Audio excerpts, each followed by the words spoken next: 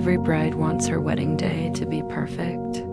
I wanted mine to be funny, so I prepared a speech, a roast, a series of jokes about the man I was about to marry.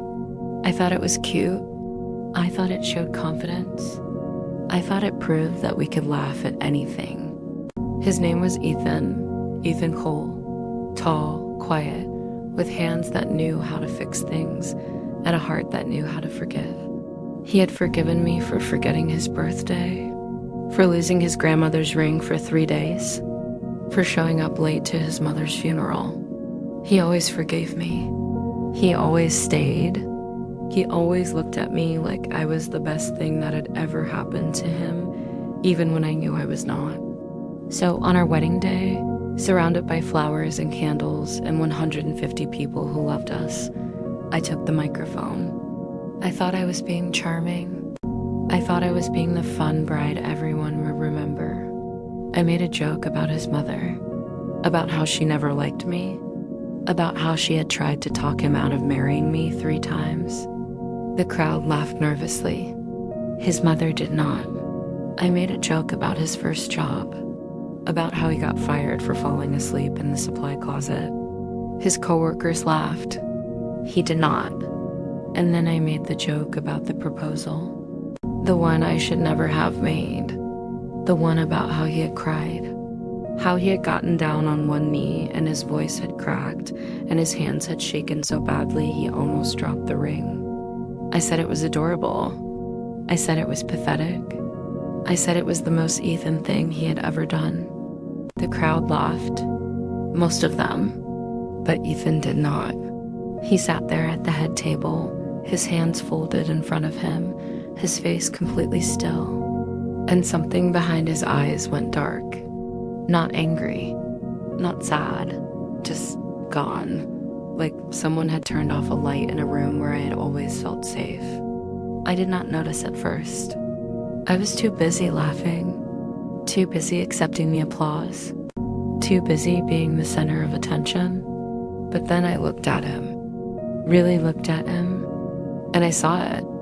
The silence, the stillness, the quiet, terrible dignity of a man who had just realized that the woman he loved did not love him back. Not the way he needed, not the way he deserved. He stood up. He did not take my hand. He did not kiss my cheek. He just stood up, looked at me for 3 seconds that felt like 3 years, and then he walked toward the door. His hand went to his pocket. No, his hand went to his ring. He took it off. Not slowly, not dramatically, just quietly, like he was taking out the trash, like I was the trash.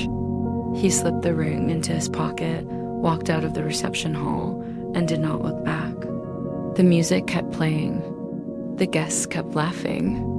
My mother kept taking photos, and I stood there, microphone in my hand, wearing a white dress that suddenly felt like a costume, watching the man I loved disappear into the parking lot.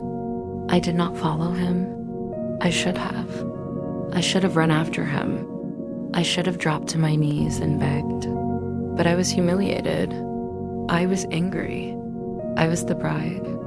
The spotlight was mine, and I was not going to let him take it from me. So I stayed. I cut the cake. I danced with my father. I threw the bouquet. I performed the greatest performance of my life. And at the end of the night, I went to the hotel room alone. The bed was covered in rose petals. The champagne was on ice. His suit was still hanging in the closet, but he was not there. He was gone, and the ring he had placed on my finger 8 hours ago was sitting on the nightstand next to a note that said, "I hope the joke was worth it." I did not cry that night. I was too shocked, too numb, too convinced that he would come back. He always came back. He always forgave me. That was our pattern. I pushed. He forgave. I hurt. He healed. I broke. He fixed. I had spent 5 years testing the limits of his love, and he had never once failed the test. I thought our wedding day would be the same, I thought he would call me in the morning, or text me, or show up at the hotel with coffee and that tired, forgiving smile he always wore when I had been cruel. But he did not call. He did not text. He did not show up. The next morning, I woke up alone. I checked my phone, nothing. I checked again, nothing. I checked his location. We shared locations. We always had, and his dot was not moving. It was at his brother's house, 2 hours away. He had driven through the night. He had left the city. He had left me. I called him. No answer. I called again. Voicemail. I called his brother. He picked up. Is Ethan there? I asked. There was a long silence. Then his brother said, he does not want to talk to you, Nora. He told me what happened. I have never heard him sound like that. I have never heard him so quiet. You broke something, Nora? I do not know if he can fix it. I hung up. I sat on the edge of the hotel bed, still wearing my wedding dress. I had slept in it. I was too tired to take it off, and I stared at the ring on the nightstand. His ring, the one he had taken off, the one he had left behind like a promise he no longer wanted to keep. I picked it up. It was warm. It still smelled like him. And I realized, for the first time in 5 years, that I had finally pushed him too far. I had finally found the edge of his forgiveness, and I had fallen off. The divorce papers arrived 3 days later, not by hand, by courier, a thick envelope with a law firm's name on the corner. I opened it on my kitchen counter in the apartment we had shared for 2 years, surrounded by his books and his coffee mugs and the framed photo of us on our first vacation. The papers were already signed. His signature was at the bottom.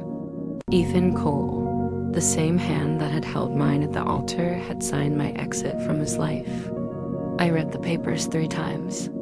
I was looking for a loophole, a mistake, a sign that he did not mean it. But there was none. He had checked every box. He had requested nothing. No money, no furniture, no apologies, just a clean break, just a door closing, just a man who had finally stopped forgiving and started leaving. I called my lawyer. I told her to fight it. She asked me what happened. I told her about the speech, the jokes, the microphone, the way he had looked at me like I was a stranger. She was quiet for a long time. Then she said, Nora, I can fight this. I can drag it out. I can make him prove that your words were cruelty and not comedy. But I need you to ask yourself something. Do you want to be married to a man you have to force to stay? I did not answer. I hung up, and I realized that she was right. I had spent 5 years testing Ethan's love.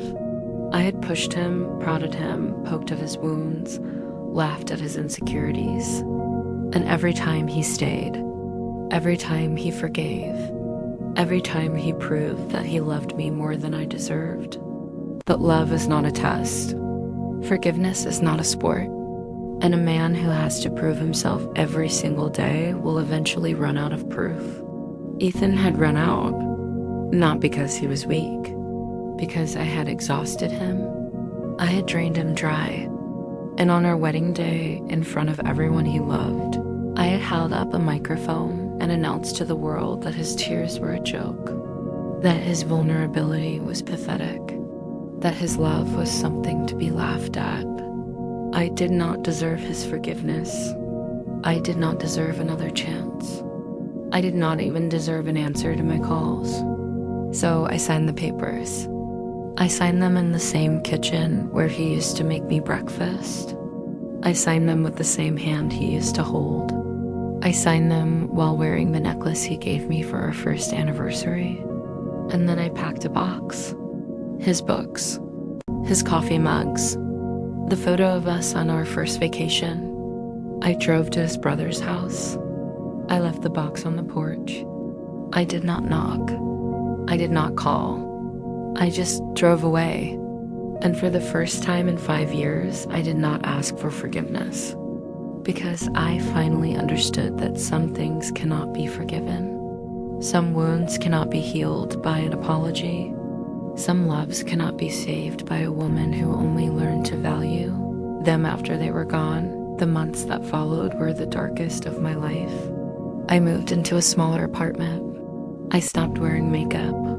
I stopped answering calls from my friends. I stopped leaving the house except for groceries.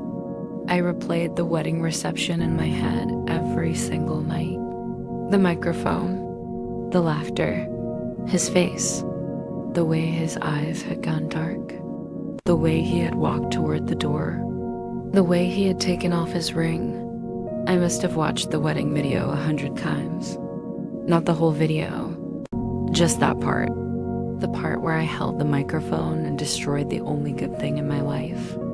I watched it on repeat, like a punishment I was giving myself. I watched it until I had memorized every detail. The way his mother had looked down at her plate. The way his grandmother had started crying. The way his best friend had put a hand on his shoulder, trying to hold him in his seat. But Ethan had not stayed. Ethan had stood up. Ethan had walked away. And I had let him. I had let him because I was too proud to run after him, too proud to beg, too proud to admit that I had been cruel. My pride had cost me everything. My marriage, my best friend, the only man who had ever looked at me like I was worth loving. I started seeing a therapist, not because I wanted to, because my mother made me. She sat me down one Sunday and said, "Nora, you are drowning, and you are the only one who can throw yourself a rope, but you need help learning how." The therapist's name was Dr. Ellen. She was old. She was kind. She did not judge me when I told her about the speech, about the jokes, about the way Ethan had looked at me. She just listened, and then she said something I have never forgotten. She said, "Nora, you did not lose Ethan because of one speech. You lost Ethan because you did not believe you deserved him. So you spent 5 years testing him, pushing him, trying to prove that he would leave. And when he finally did, you got exactly what you had been asking for. The question is not why he left. The question is why you wanted him to prove himself over and over again." I did not have an answer. Not then. But I thought about it. I thought about it for weeks.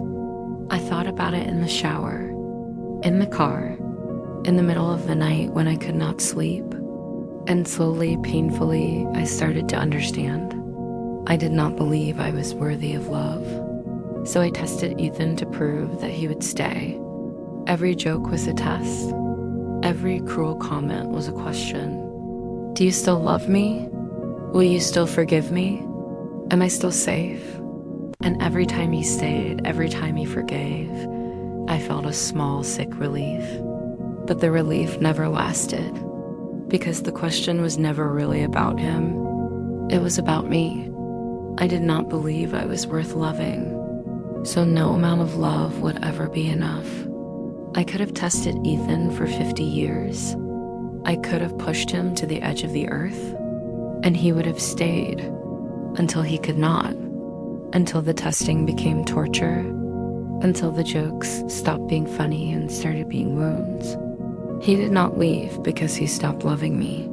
He left because he finally realized that my love was a hunger that could never be fed, and he was starving himself trying to fill me up. I wrote him a letter, not an apology. I had apologized 1,000 times, through texts, through voicemails, through his brother who stopped answering my calls.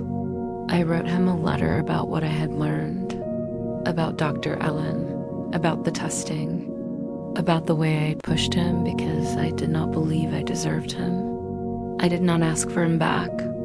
I did not ask for forgiveness. I just told him the truth I had been hiding from myself for 5 years. I mailed the letter to his brother's house. I did not expect a response. I did not even hope for one. I just needed him to know that I finally understood. That his leaving had not been a waste. That his love had not been thrown away on a woman who could not learn. I waited. A week, 2 weeks, nothing. I told myself it was okay. I told myself that healing did not require his forgiveness. I told myself that I had to learn to forgive myself. And I tried. I really tried. But every night I still dreamed about the wedding. The microphone, his face, the way he had walked toward the door. I dreamed that I ran after him. I dreamed that I grabbed his hand. I dreamed that I said, I am sorry, I am so sorry, please do not go. And every morning I woke up alone. Until one morning, 6 weeks after I mailed the letter, my phone rang. It was a number I did not recognize. I almost did not answer, but something made me pick up. Hello? I said. There was a long silence. Then a voice. His voice. Nora. My heart stopped. My hands started shaking. I sat down on the floor of my kitchen, right there on the cold tile, and I listened. I got your letter, he said. His voice was different, softer, tired, like a man who had been carrying something heavy for a very long time. I have read it every day for 6 weeks. I have read it so many times that I have memorized it. I did not speak. I could not. I want you to know that I forgive you, he said. I forgave you the moment I walked out of the reception. Not because you deserved it, because I could not carry the anger. It was too heavy. It was going to crush me. I started crying. Not the quiet crying I had been doing for months. The loud, ugly, gasping crying of a woman who had been holding her breath and finally let it go. But forgiveness is not the same as trust, he said. And trust is not the same as love. I still love you, Nora. I have loved you every single day since I left. But love without trust is just longing. And I have been longing for you for 6 months. I do not want to long for you anymore. I want to trust you. I want to believe that you have changed. That you are not going to test me anymore. That you are not going to hold a microphone up to my wounds and ask the world to laugh. I have changed, I said. My voice was broken. My throat was raw. I have changed, Ethan. I am not the woman who made that speech. I am not the woman who tested you. I am not the woman who needed you to prove yourself every single day. I am still learning. I am still growing. But I am not her anymore. There was another long silence. Then he said, I know. I can hear it in your voice. You sound different. You sound softer, like you have finally stopped fighting. I have stopped fighting, I said. I have stopped fighting everyone, including myself. He asked me to meet him. Not at a restaurant, not at a coffee shop, at the place where we had our first date. A small park by the river. The same bench where he had told me that he was falling in love with me. The same bench where I had laughed and said, you barely know me. And he had said, I know enough. I know that you're scared. I know that you push people away. I know that you test the ones who stay. But I also know that underneath all of that, there is a woman who is terrified of being abandoned. And I'm not going to abandon you. I am just going to sit here until you're ready to stop testing. I sat on that bench for 3 hours that night, 3 hours in the dark, waiting for him. And when he finally walked up, wearing the same jacket he had worn on our first date, carrying a single flower, looking at me with those same tired, forgiving eyes, I did not make a joke. I did not test him. I did not push him away. I just stood up, walked into his arms, and held him like he was the only thing keeping me from drowning. Because he was. He always had been. I just had not known how to hold on without squeezing the life out of him. That was 2 years ago. Ethan and I are not married anymore. We did not remarry. We did not move back in together. We are still learning, still growing, still sitting on benches and having hard conversations and forgiving each other for things that cannot be forgiven. But we are together, not because we have to be, because we choose to be. Every single day, I still think about the wedding, the microphone, the jokes, the way he walked toward the door.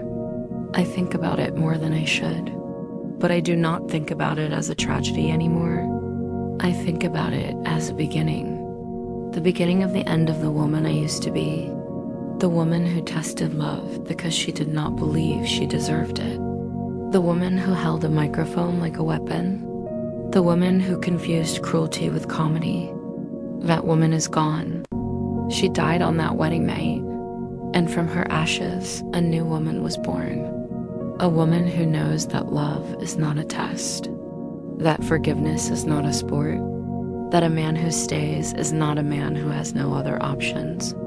He is a man who chooses you every single day, and that is the most precious gift in the world. I almost threw it away. I almost lost it forever. But Ethan, patient, forgiving, exhausted Ethan, gave me one more chance.